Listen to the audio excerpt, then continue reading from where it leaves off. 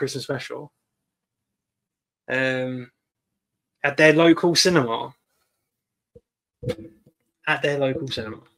At their local. One lucky fan will get the chance to see the episode with up to 30 of their friends and loved ones in a cinema local to them by entering a prize draw that closes at midnight on the 13th of October. Oh, so it's only one showing then. Competition part of the show's Friendship is Universal Celebration is open to residents of the United Kingdom and United States only, with no date given for when the special private screening would be, only that it would be before it airs on Christmas Day. Oh dear.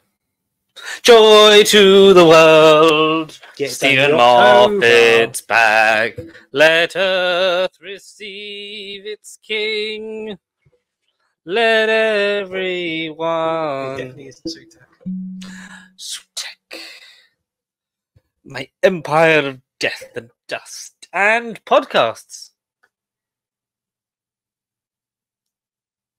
Hello everyone, welcome back or for the first time to Nerd Bomb Podcast with myself, George himself, Sleepyhead, and me, Mr. Wide Awake.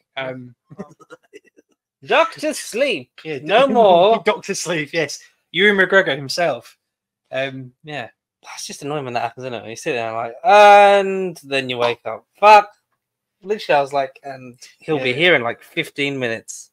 And then he was. A long 15 minutes later. And then he was. A wild 15 minutes appeared. In this forever, though, I don't blame you. It does feel very dark and dreary. You know when you're like fucking early, everything's go, go, go. And then you're like, oh, sit down. He looks very, bad idea. He looks very much like Joker 2 out there. He is a fucking Joker too. Except that ain't a joke, folks. It's raining in the UK at time of recording. It's fucking disgusting. We will get to Joker Folie à Dieu. I still don't know what it means. I haven't bothered to find out what it means. Folie à Dieu is a follow the way. I believe it's like a shared state of psychosis sort of thing. Well, it goes in with the opening cartoon short. I mean, if you people already know Joker 2, then congrats, you can either join in the boycott and say it's shit, or it wasn't terrible, but then it's still he's got the dictionary up. Delusion or mental illness shared by two people in close association. Yay! Like us! Sure. This podcast sure. This podcast was never real.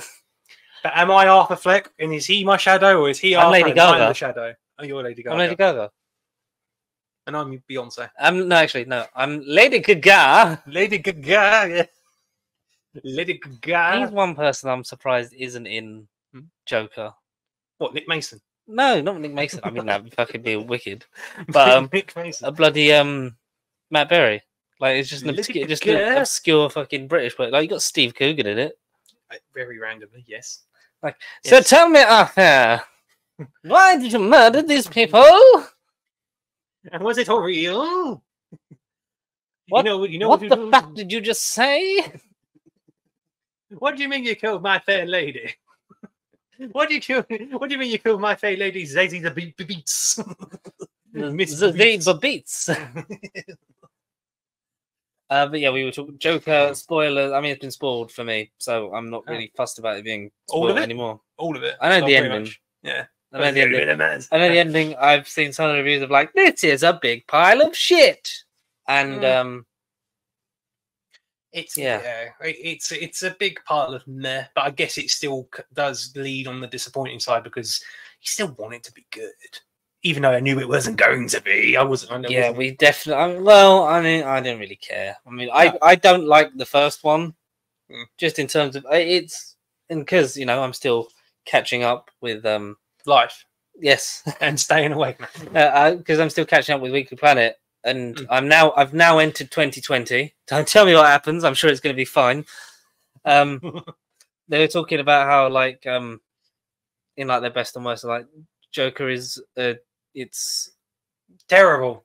Not like terrible, like it's just a fine movie with a great performance. Like the performance is garnering more of the positive opinion. First movie's uninspired and unoriginal, and pretty much it is Taxi Driver and King of Comedy. Having both seen them after Joker 1, I can't not watch Joker and think of those two better Scorsese movies. This one, at least it's something different. But if you're talking musicals, it ain't trying to be the best musical in the genre. It ain't trying to be this groundbreaking music-y film. It's just essentially a courtroom drama with some sequences that are in his fucking head, and this film tells you. Whereas the first one is Does more it do the handholdy shit where it's like... the first one's more interpretational. This one is more, this isn't happening, this one is happening. Kind of more obvious. I think to further detract people from the truth. I didn't get what was real. The truth is that we were here for money. Maybe none of us ever really knew. Maybe none of us were real. It was the friends we made along the way. It's the journey, not the destination. It is. It's the destination, not the destination. What? Except the final destination. Ooh. Horror season. Not seen them. We'll just touch on some brief bits because we've not really caught up on other things since then. Something else I watched a few weeks, which I was going to talk a few episodes ago, but every time I've been sitting here, I've kind of gone, it just hasn't come out. Acolyte. Like constipation. I just stuck. Yeah, something in the Force was stuck in my mind. The Force of the Acolyte. The Force of the Acolyte. I don't think it was terrible, but I'm not clamouring for season 2. But I didn't hate it. Oh, have you finished it? I enjoyed it more than Thoria did. The Force of the Force of our Windu. Our Windu? The cast was saying, you know, how they weren't sort of back properly with all the backlash, which a lot of people have said the more stuff they've heard about, like, you know, Disney in general, but like, you know, stuff, you know, more recently with the Acolyte and the hate and stuff, that you remember Ewan McGregor's video that he put on Twitter while Obi-Wan Kenobi was on about, you know, addressing the racism towards Moses Ingram. Saying a lot of people have been like, the more I hear about this, the more convinced I am that Ewan McGregor did this off his own back and not in terms of a like we stand with you solidarity thing from Disney and Lucasfilm, which makes, you know, them, like as in the company, seem a lot more shitty. But then, you know, Disney is used to being quite shitty at the moment, especially if you're going to from a business point of view. Yeah.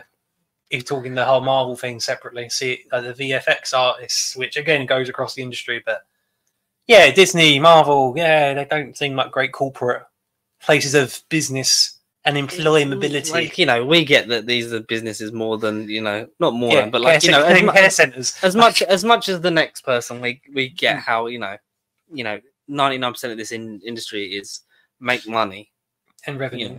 You know, there are very few that you'd argue are just in it for, you know, the craft for what the fans want. Because the passion and soul enjoyment, and because like, fans that, you know, can derive their own opinion and, you know, oh, you know, Rise of Skywalker should have had this and this. Everything is Joker. You're never going to please anyone. Oh, definitely not. No. But it's like, you know, there's just a lot of, especially in the higher ups, the heart and soul and passion is just, it's not there, because, you know, now it's going to cost you. If you want to share your password with, like, say, like a grandparent that has Disney Plus, or like you have your Disney Plus account and they're logged into, that's going to be an extra 60 quid a year for you then, because you're not in the same house. Like, just shit like that. And as I've said to you so many times, if Disney Plus goes up again, it will be a strong consideration of, do I actually just get rid of it and then I'll buy the stuff? Considering they get rid of your movies and series from you. Yeah. From you. Various examples. They've stolen various examples. Indiana Jones being the most recent thing as of last week. Stole from Indiana Jones. Yeah. The only thing we left is the Dial of Destiny, and that is the fate of all streaming services that we full-heartedly pay for. And some of you viewers at home pay in and ship into your Netflix and Disney and Amazon Prime and insert streaming service here because there's way too fucking many to mention. But yeah, corporate systems are evil. Evil. But are we surprised? Oh, absolutely not. In this toxic world, no. But while we're on Ewan McGregor, or at least in current... Oh, we're back. Yeah, all right. We're doing all right so far. I mean, I've turned all the Wi-Fi off, everything else. I would... Yeah. We are the Force. We are the world. We are the whole world. Yes. We are children of the prequels. Sure, yes. So there is no one that, I mean, you know, there's, you know, I'm not saying you can't like the prequels because you know, this was shitty as they may have been. They're still the second best trilogy, so don't. The shit out of Obi-Wan Kenobi. Like, I fucking love that show. Hello there. Literally, he said the thing Have they 2005 voice. purposely sort of? Yeah, Ewan McGregor. Not well, literally only headlines, but he's just confirmed that discussions are currently happening with Lucasfilms, Disney, and Disney Plus, and Kathleen Kennedy, and everyone involved in the mainstream business of renewing TV shows. Ewan McGregor, hopefully you can fight for season 2, and hasn't confirmed anything and hasn't hinted at what it may be, but he wants to wear James Arnold Taylor's Clone Wars armour from the cartoon in live action. And that's all we have right now with the Pacey Scoop. Live on the air. Yeah, nothing to report currently regarding that. But I don't, whilst we're on the Star Wars train, whether or not this is recording or not, I don't know. But I mean, fuck it, we'll see. I've been to cinema to see the original trilogy. Speaking, we're just keeping this a Star Wars episode at the minute. Original trilogy is amazing, and obviously the foundation of the franchise that is Star Wars. But how fucking great all 3 of those movies are is incredible. Unbelievable. Is this not ending? You, Chris Stone Cold said, "This shit ain't gonna end, son." It's still just going. Like, look, having trouble connecting. Just end the fucking stream, you prick. Nuh-uh. Nuh-uh. Oh no, damn it! Done. You've ended me. Fuck that. Honestly. No. Fuck that. What about me? What about Steve? What about Ben, you mean? What about Ben Kenobi? Can you stick a lightsaber through my fucking brain, you cunt? Sorry about that, everyone. I haven't heard the name Obi-Wan in a long time. I haven't heard the name fucking cunt bag in a generation. Bucky Barnes. Bucky Barnes. He's got his gun. He's got his big spinny disc gun. He's got a gun. Sorry, Connor. What did you say you saw at the cinema while I just, unboil my fucking blood? Rage. Just the OG. Rage. Rage. Yeah, the game.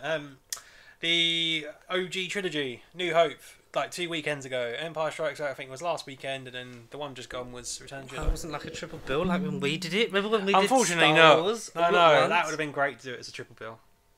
Or better, yeah, you guys can watch it all at home in your fancy. I mean, DVDs are still fancy. They're vintage. They probably will be valuable at some point.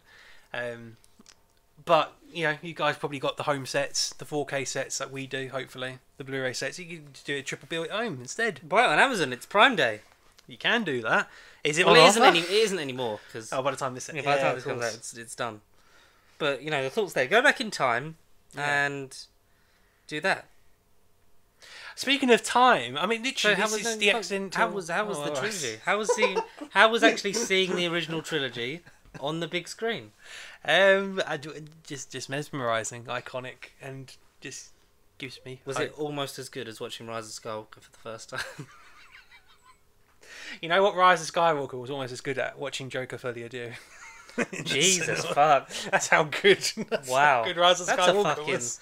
That's a bed. No, but they're genuine two titans, right? Is Rise of Skywalker? That's a separate discussion, regardless of what your preference is on musicals, and obviously we'll get to Joker 2 when we get to it. But Rise of Skywalker and Joker 2 for me are in the same bracket of entertainment. It's there's no how did the Joker return? How did somehow Palpatine returned? Somehow Joker returned. There's no fucking iconic line like that, unfortunately. But yeah, for me, Joker 2 and Rise of Skywalker are the same fucking bracket. But alas, A New Hope isn't anywhere near the brackets of awful fucking shit that is recency. I went back in time in 1977, saw it on the big screen with modern sounds, and I can confirm it was the Disney Plus McClunky edition of A New Hope. McClunky? Yeah, McClunky.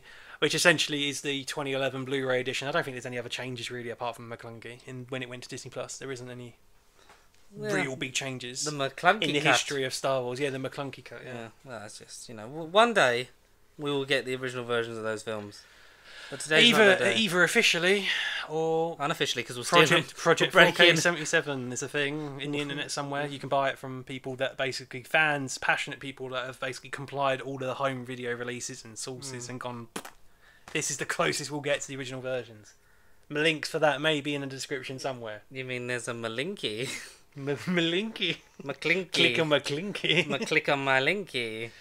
Can I give you some sort of like, it's kind of inconsequential really. We got some new Doctor Who figures. Oh, figures. The Vortex Vortex, figures. the Vortex edition going on sale on the 17th of October. It's Oh dear. the 15th Doctor. Vortex. So what's the non-Vortex edition of Shruti Gatwa? I don't know. But that's the landmine from Boom, right? Boom. What a boom. What a boom purchase. Oh, that is such a good likeness. And oh god, it's beautiful. And Ruby Sunday, which looks a bit like a repurposed Clara. A tiny bit, yeah. Yeah. The face looks like Clara. Yeah, and this, and that. And she's comes with a phone. That's Oh good, wow, and a very bag. modern. And a bag. Ruby And Sunday. she's the 15th Doctor. She is the 15th Doctor. She is the 15th. Don't tell anyone. Yeah. But no, as someone that just buys plastic toys on the internet, not like those, you dirty bastards. Whoa. You have to make everything dirty. No, I just, we were avoiding that one. But that's, fuck it. Yeah, that's just the thing that I know. Have I seen anything in the cinema? No, not since Shaun of the Dead. Do you know what really annoyed me? Because it was due to come out, well, the original release date it was down for was, like, October time. But We Live in Time, starring Andrew Garfield. Yes, that's what I was going to talk about with time. Pugh, Yeah. and the Golden Horse. The golden Horse from the carousel. That's. Oh, Yeah. okay, fine. Yeah, okay. I was mentioning it because of their saucy chemistry. In Saucy. certain Oh, Andrew scenes. Garfield's so sexy. I mean, so is Florence Pugh. They're both beautiful. Yeah. They're both beautiful. Very young, attractive. Well, not young, because Andrew Garfield's in his 40s, and that's just really depressing. Like, People. Oh, yeah, you don't look it though. yeah, it was like, oh my god, where did my young Spider-Man go? Jesus, that was so far away. Still, haha.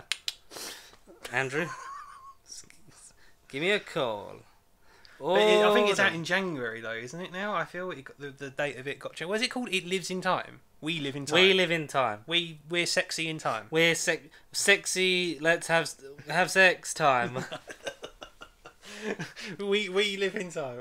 Yeah, we live in time. Watch the trailer, but Yeah. just like put it. Hour and 44 minutes. Yeah, So well, the that's trailer. Jesus Christ, that's the whole. Watch the whole That fucking is the film. whole movie. Woo, that's just a rib of the industry. And it's A24, so that can't be weird at all. Oh, we love it. We live in time. Yeah, I'm just going to do a live reaction of sorts. Non-copyrighted, non-saucy God, edition. just tell you tone it down a bit, and then we'll talk about it. So, We Live in Time looks like it looks like an family awards drama. contender, starring Florence Pugh, and Andrew Garfield. Garfield, the talking man. It's about them. Spider-Cat. It's about the broad strokes. It's two people that meet in a car accident and fall in love. And Andrew Garfield wanted to know what happened to his underwear. No, non-context. Oh god damn, that happened to his Florence Pugh, underwear. shit, I'll run you Jesus. over. Bang. Oh. It looks good. Like it looks like it's gonna be. I had that down to be one of my one of my I top bet. films of this year. I bet.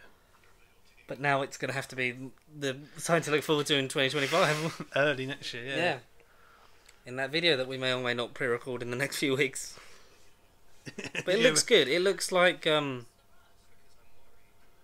worried it's about you proper too. fucking. You're I not love gonna come back to I love Sony. A24. You're not coming back to Sony after this movie. Yeah. Black Widow and Spider-Man, get it on. Yeah, god damn, yeah, Black Widow and Spider-Man. Yelena Belova. The better Black Widow. Hashtag justice for Elena. See, now look, she's ill. So it's going to be a tearjerker. This is the whole movie. There's no time. This is the whole movie. Like the present. Oh, pregnant, Damn. Oh. blonde, in the bath with Andrew Garfield.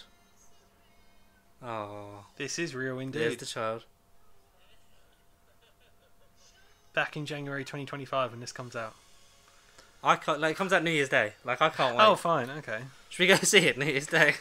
Why not? Live in the cinema. Oh, baby. Future! I'm not interested. I'm not interested, Charles! It's actually... she's actually playing Professor X. Ah, family. Academy Award nominee, Andrew Garfield. The Talking Spider. And Academy Award Florence nominee... What was Pugh, she, the at, Talking what was Widow. she nominated for? It certainly weren't. Don't worry, my darling, because after that movie, I was fucking worried. Must have been Black Widow. Maybe. Really, though? I need to know Live what Florence... in time. What was Florence... Guys, in the comments, what was Florence Pugh nominated as an Academy Award nominee? It can't be Don't Worry, Darling, surely. Or Black Widow. It was Midsummer. It could be, you know. The King. Or... Was she in The King? Fighting with My Family. Not Sidemen Among Us. Or fight...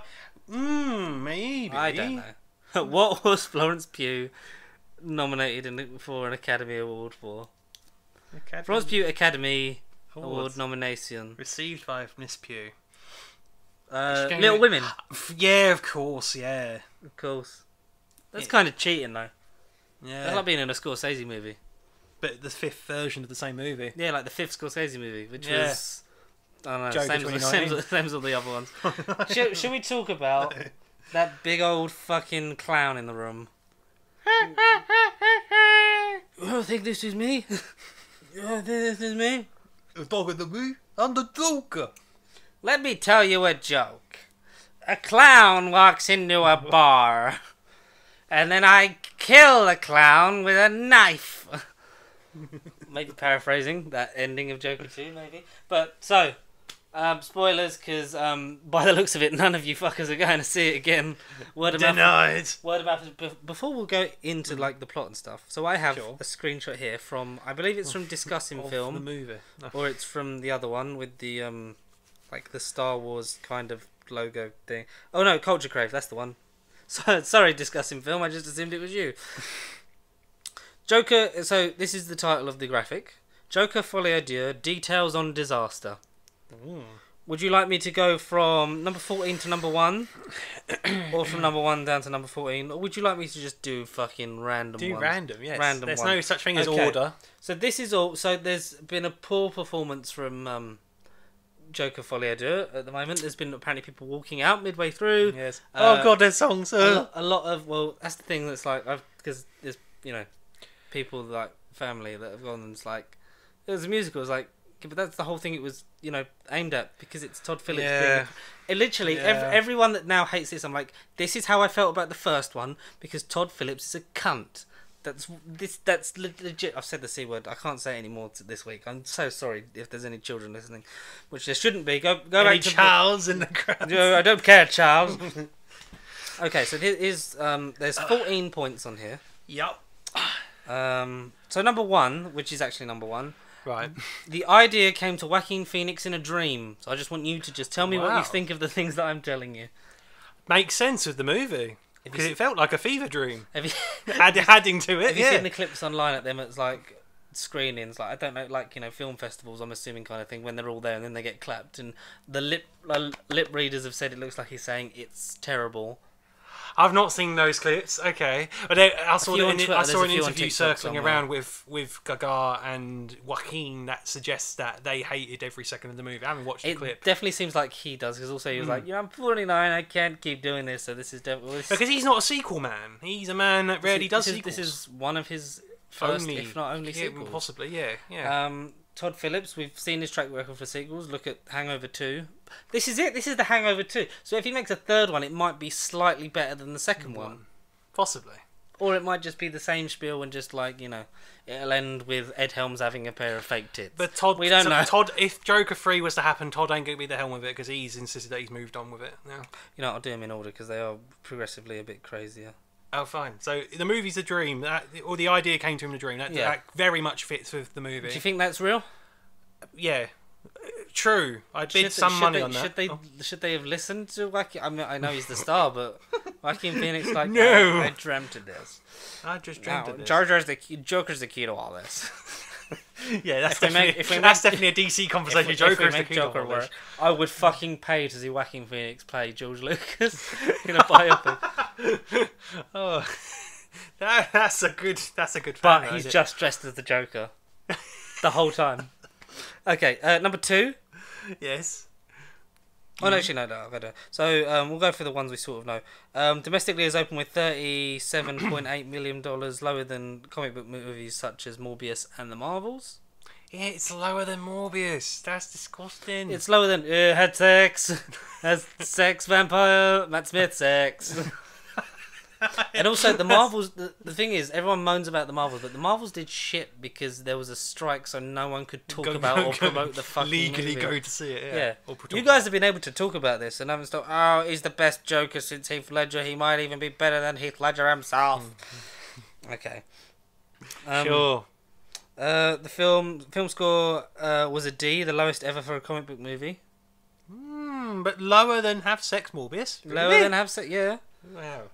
I think worldwide it's opening at lower than. What the hell did Morbius get a C? About the same as Morbius for worldwide release, I think as well. Yeah.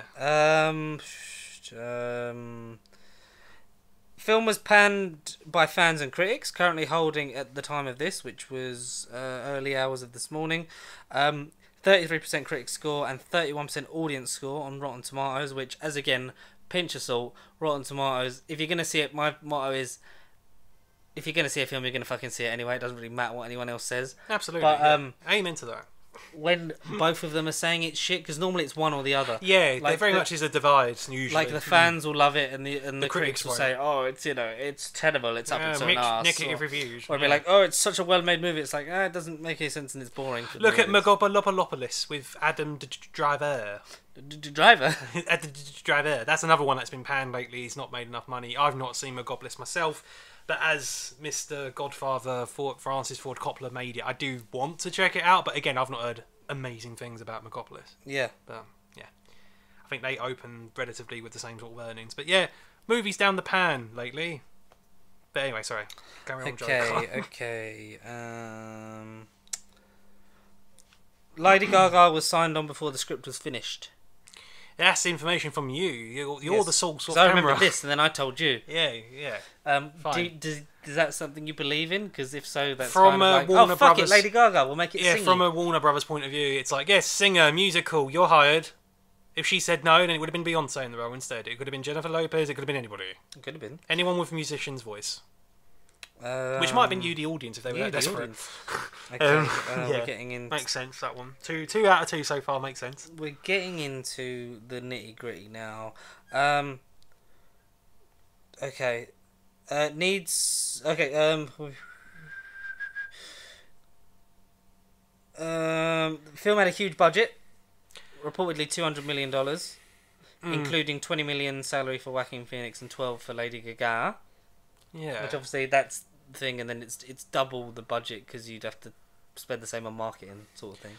Yeah, I thought Todd was saying it was cheaper than it was. So I thought there was mixed reports regarding the salary, but the movie does look to be expensive to some extent. But do you think the more of the expense is actually just the hiring? The talent? Yeah, the hiring. Yeah, because it looks kind of like, because the first one was quite cheap. Yes. Does it look like they've spent a lot on the people and then gone, oh fuck, we got to film this thing? Maybe. Use the same sets. Back on the steps.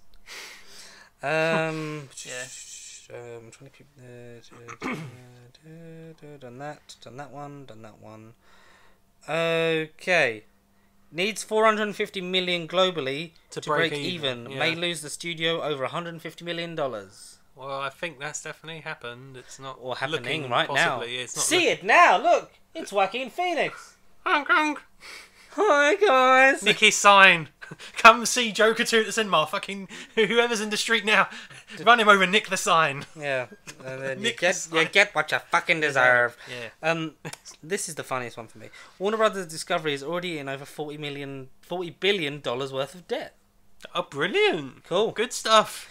It's going down. Great stuff. We're yelling timber. We're yelling Joker. All of these are quite, you would agree. Fine, yeah. Quite doable. These are quite, things that are probably happening right now. Todd Phillips had free reign with Warner Brothers wanting him to do his thing and film, and the film had no test screenings. Oh, it had no test screenings? Apparently not in any capacity, and a lot of, not even, I don't think, in-house. Sometimes they'll screen it to friends and family of the cast and crew. And then do it to a more general audience to sort of get a... That's interesting. I mean, I can believable? find anything to do. Possibly, because I think that's the thing. I went to a packed cinema opening night. I mean, it's always going to be busier, usually, opening night, obviously, pre-COVID. Post-COVID, the numbers are never quite the same. But for an audience that possibly hasn't had any exposure to it prior to its release, we were all just kind of in shock and awe. Yeah. Singing through a couple of songs. Joaquin and Gaga can sing. All the soundtrack isn't terrible. How is the singing? Some of them are Egregious, fine. or is it like okay? It's just, as far as musical goes, not that I'm a musical connoisseur, it's nowhere near my favourite musical genre. connoisseur. Conductosaurus Rex. Conductosaurus Mike, Rex. you know exactly what I want. I want Connor as a train conductor dinosaur. Please. Conductosaurus Rex. Conductosaurus Rex. Yeah, not that I'm a musical connoisseur and I watch them 24/7, but as far it's very much vanilla bassline. Fine. Yeah. You can sing, you can sing, you can sing. And that's it. That's all I got from it. And some of the songs, you may roll your eyes and cringe at. A couple of them have deeper meaning. Some of them are real, some of them are not. You guys can figure it out. Or the film can tell you. Unlike Joker 1, which all left you to your mind. This one holds Well, out. like you said, like, you know, and like the general consensus is that it fucking, you know, King of Comedy and Taxi Driver are essentially ripped off for Joker. This seems like when you actually leave Todd Phillips on his own to, you know, revel in his own masturbatory glory, and, you know, make something that's actually his without stealing from other people. Yes. It's quite shit, right? I mean, if this is the lesson, then yes. Yeah, I have to agree with that one. Yeah. Okay, Musicals so- aren't his forte. This, I think, I agree with this one because I think the marketing does kind of fuck it around. Because I've, you know, Lars Brother went and was like, "It's a musical." I was like, "Yeah, that was when it was announced. It was a musical." But this leads on to that because the musical aspect was largely downplayed in marketing, with director Todd Phillips at first insisting it wasn't one. Exactly. Yeah, Gaga said The it wanky wasn't. shit. Yeah, Gaga said it wasn't as well. Which Gaga. yeah, Gaga. I do think that was a mistake of it because you should at least. I mean, there's Own up to it. yeah. You can't say you're watching a romantic comedy and then turn out to be a horror film. Yeah, it's the fact that Todd Phillips is now Lady Gaga. They're one. It's the fact that it's Todd like Gaga. it's almost like you're too. Oh, it's the artsy. It's not based off of comic, but it's not a comic book movie. It's bigger than that. It's a like, Todd it's like Phillips an movie. American Stephen Moffat. It's a but Todd Phillips movie. Even Stephen Moffat isn't that much of a prick. Of the Ponce, yeah. Yes, I said correctly. He's just a bit too excited and writes all his women characters the same. But it should have been more like, here's a song. Like, you know, like there's going to be an award push. sneak Well, I mean, there won't preview. be for this film anymore. But like, it should have been like here's our song for the Oscars. This is the song of this is the Let It Go of this. Going into the whole advertised film as musical, blah, blah, blah, blah, blah. A song that came out a couple of months ago. I mean, it may have been out a longer time, but on Spotify anyway, it came out in August. Lady Gaga's single with Bruno Mars, Die With A Smile.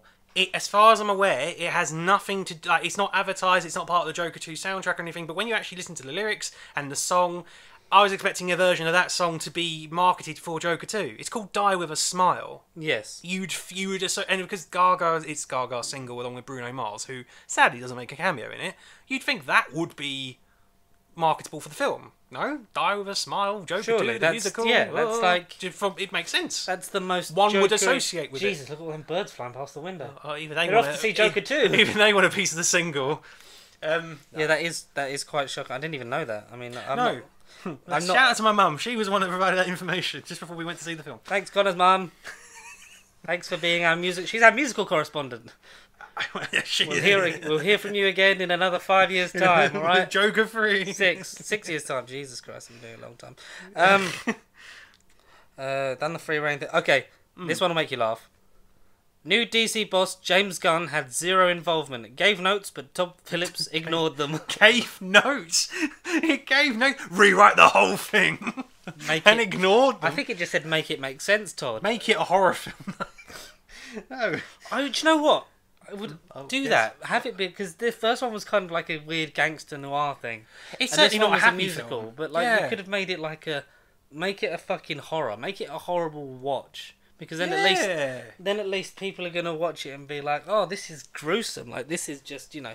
And not just because you're butchering the musical talents of musicians, but whether you purposely make the songs bad. I mean, you want it to be a hard watch because of that instead of a hard watch because it's shit. Cringe, yeah, or mediocre at best, yeah. Yeah. So far, everything you're saying is pretty accurate. It's not groundbreaking, but James Gunn wrote notes and Todd ignored them. I can, yeah.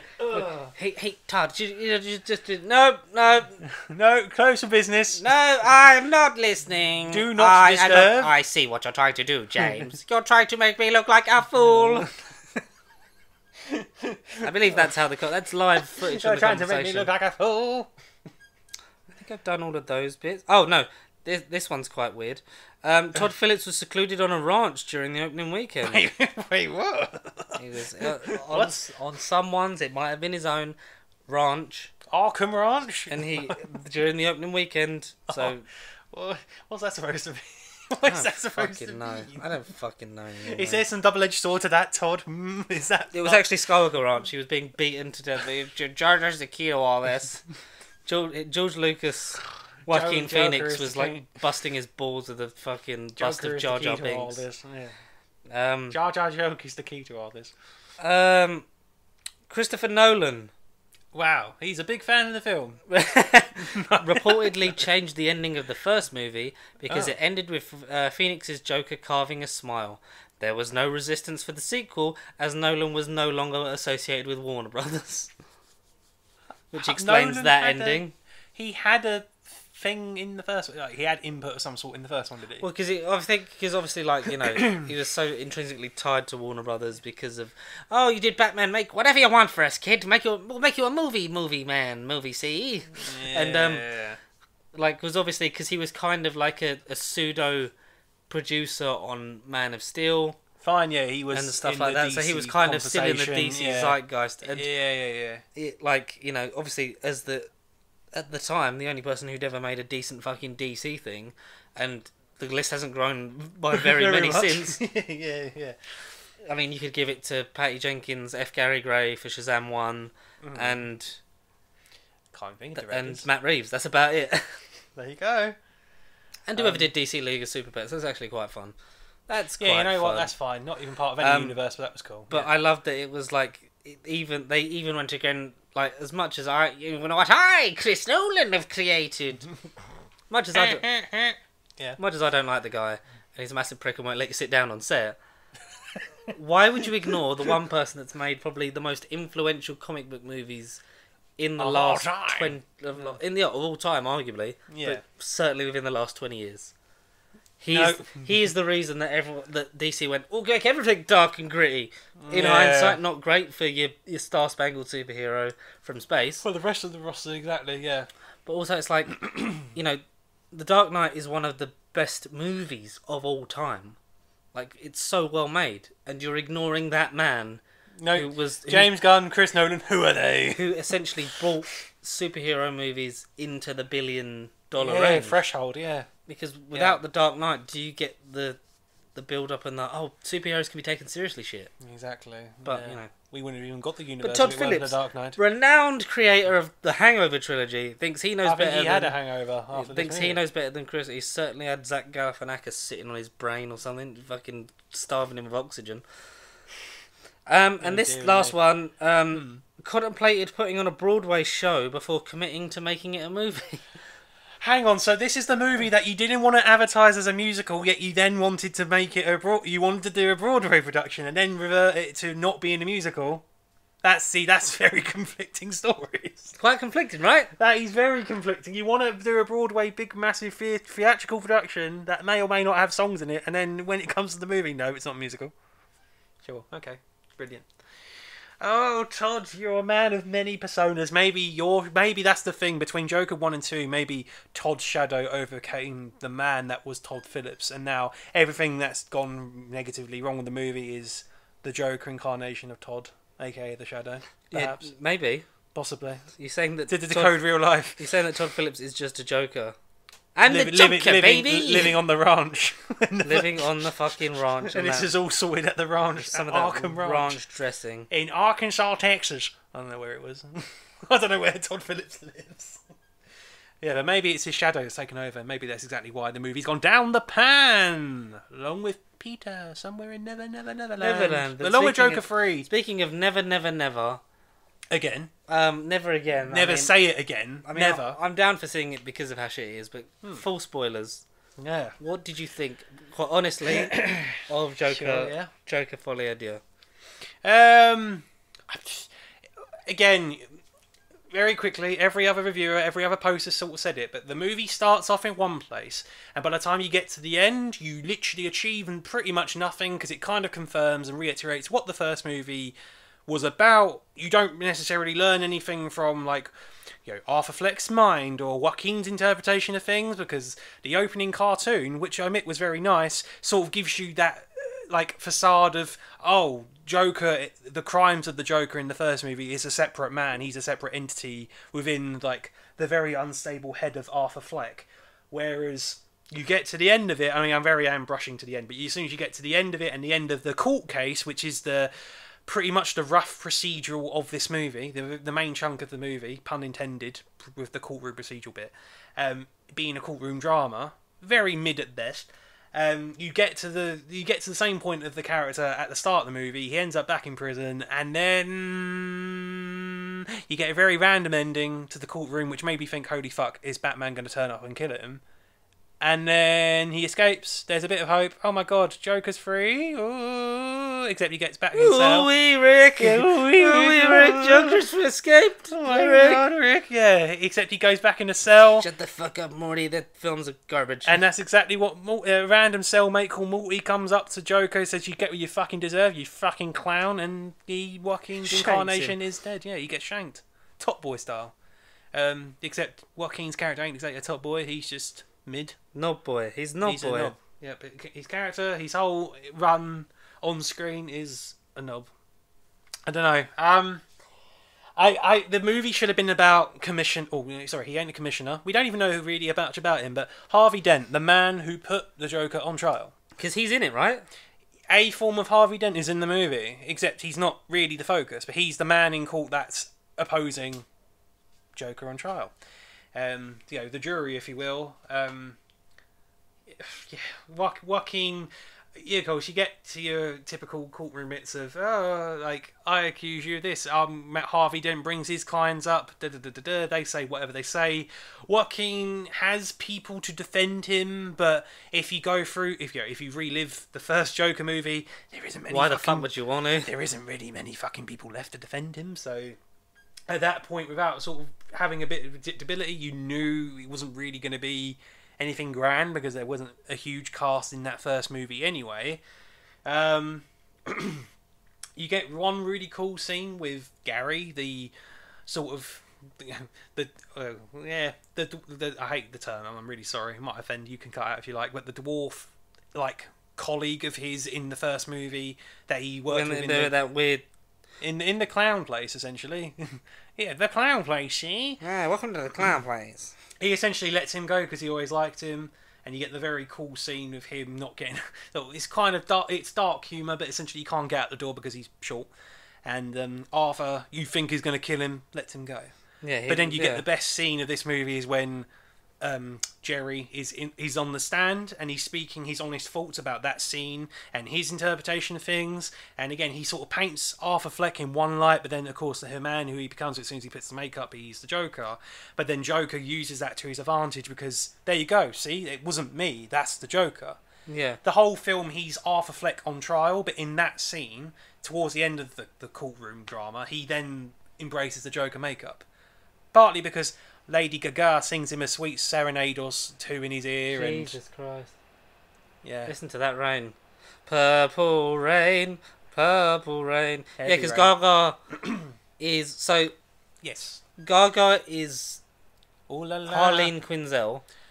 Lee Quinzel.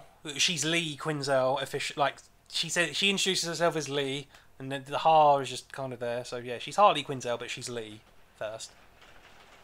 Oh my god. Jesus Christ. Cannot be trapped here forever. We have to live here now Speaking together. of Lee, God's going to have to fucking pee. He's pissing us down on the graves right now.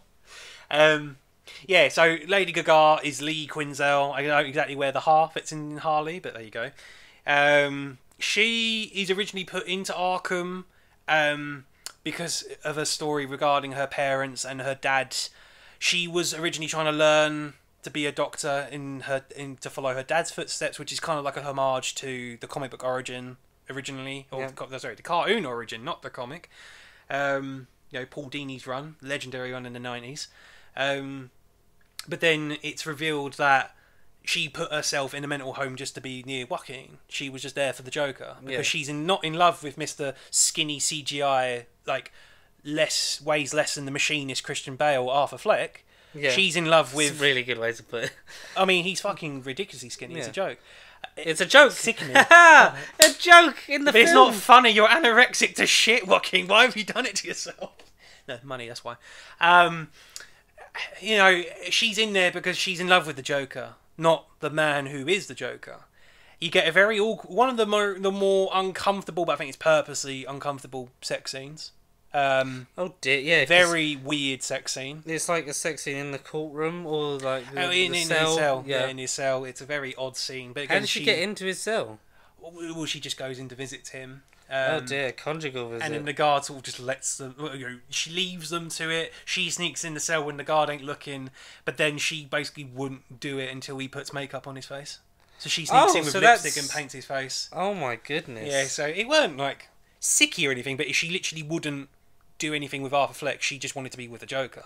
Yes. So she, in the movie, in the back of his mind, is sort of splitting the persona thing. Which is a bit Harley Quinn-ish. For sure, yeah, for sure. She doesn't come across anywhere near sadistic and as mentally crazy as, like, Margot Robbie, to compare, or any other interpretation. Like, this is definitely Gaga's take on it, make or break, if you will. She doesn't really live up to Harley Quinn because this isn't a Harley movie, which I kind of understand, and I expected that going into it.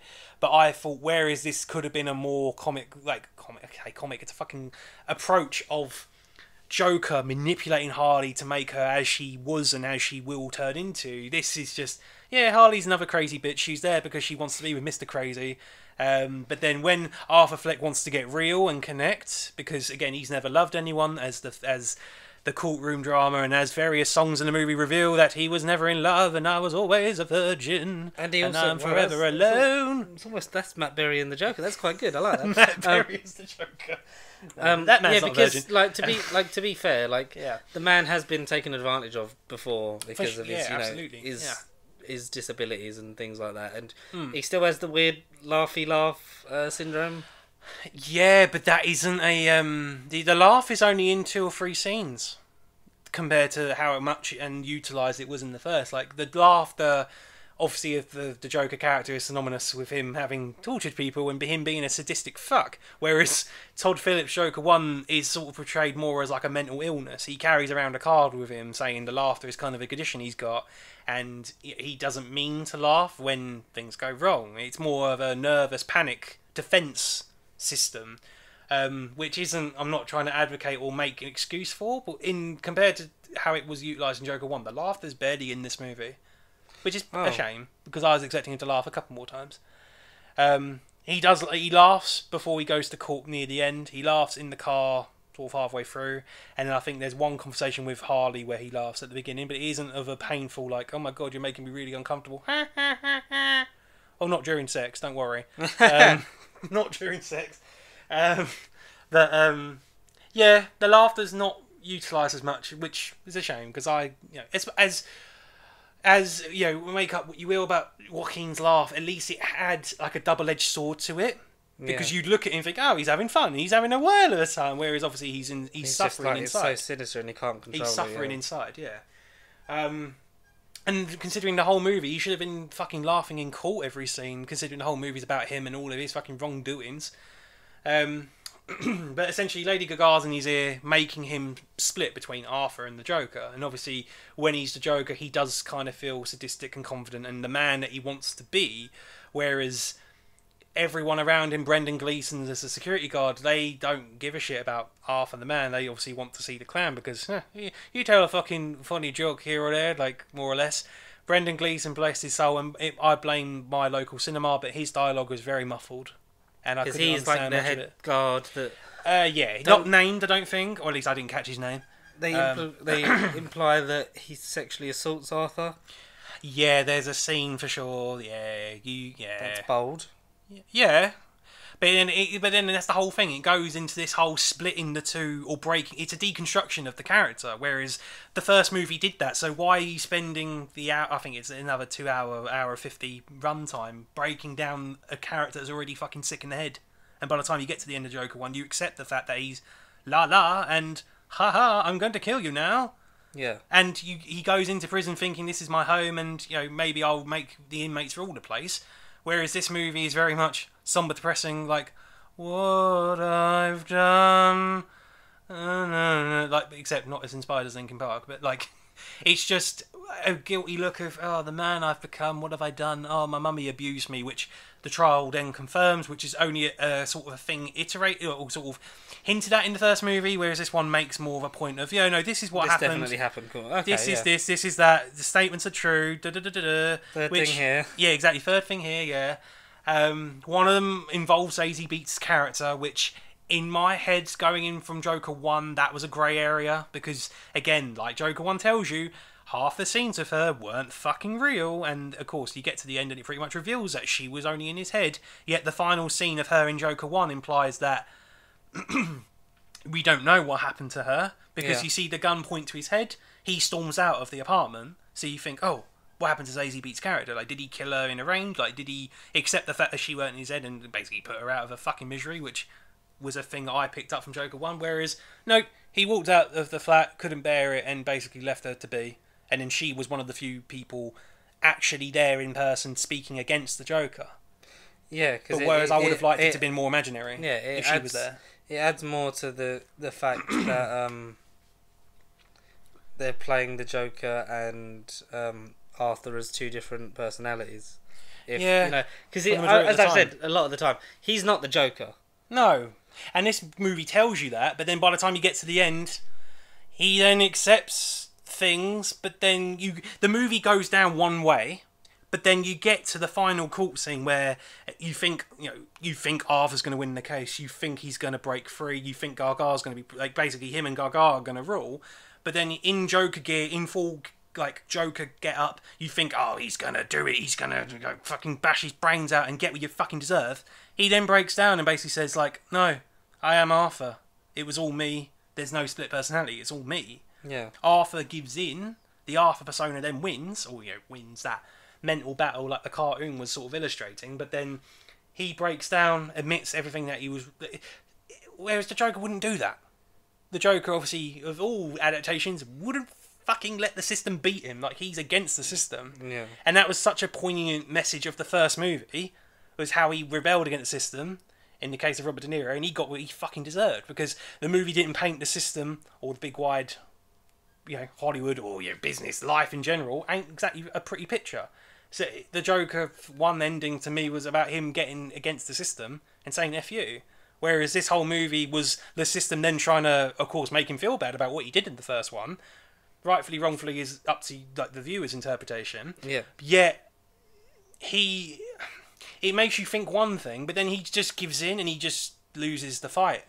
Quite literally. Yeah. But then he gets that full sense of hope. Oh my god, I'm fucking free. The Joker's in the street running after me. Oh my god, what the fuck's going on? And then the prisoners are like, nah, you know what? We don't want you, Arthur. We wanted the Joker. But guess what? You fucking lose, you pussy. You get what you deserve. Stab. Yeah, because and that's it. The thing that was a lot of people implied is that this Joker would inspire the actual Joker of this universe. Which kind of happens. There is a younger prisoner who is uncredited, unnamed. He's in a couple other scenes. He does have a relationship with one or two prisoners in Arkham throughout the movie, which at least was nice. At least some of the inmates, Brendan Gleeson even included as a security guard, like they at least kind of cared, or at least were entertained by the Joker's facade in court, and I guess the guy underneath the get-up. But then we don't get enough time with this Joker-inspired killer to then buy it. He just appears and goes, shank. Basically, someone's there to see Arthur, and he's all like, yeah, fine, I'm back in prison, whatever, someone's here to see me. He's walking in the corridor, and then, Joker wannabe comes up and whispers, he's like, yeah, he tells him a joke. And I can't remember the joke, mind you. It's something like, because I think I've seen the clip online, it's like it's like a comedian or a clown like walks into a bar, like sitting all alone. Yeah, something like that. So Yeah, he's sitting all alone. Yeah, buy you a drink. Well, if you're buying, you can get me anything. I was like, He's like, yeah. How about I get you what you fucking deserve? And then stabs him. Yeah. And then cuts a smile into his face. He does. You see it, because it then sort of fades on Joaquin's dead corpse. But then you see him, as the camera's panning into his corpse, you do see a knife go into it, at least his cheek. So yeah, you get the inspired Joker out there in Arkham Prison. But what would happen next? No one knows. Well, we'll never find out. This is why it should have been a DC Elseworlds. Completely. But it's also why a sequel shouldn't have happened for the sake of it happening. But also, like, are we going to get, like, someone else do the Joker follow-up with the real Joker? You know...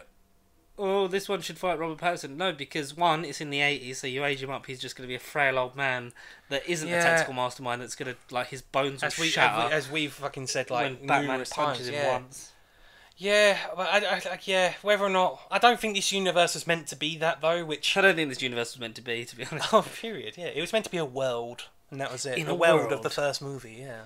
Yeah, it should have just been a Elseworlds thing, one and done. You did really well with the first movie, somehow. You got an Academy Award. Somehow. Leave it at that. Yeah, you know what I mean? Yeah.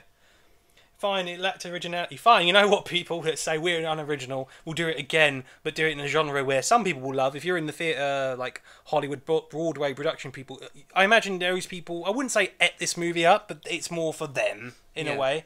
The majority of us, it's a musical. No, it's not. It's a musical. No, it's not. We want to do a Broadway show. Fuck it. When's it coming out? No one knows, yeah. But it's not a musical. Go and see it, guys. But there's a lot of singing. Fuck this shit, I'm out.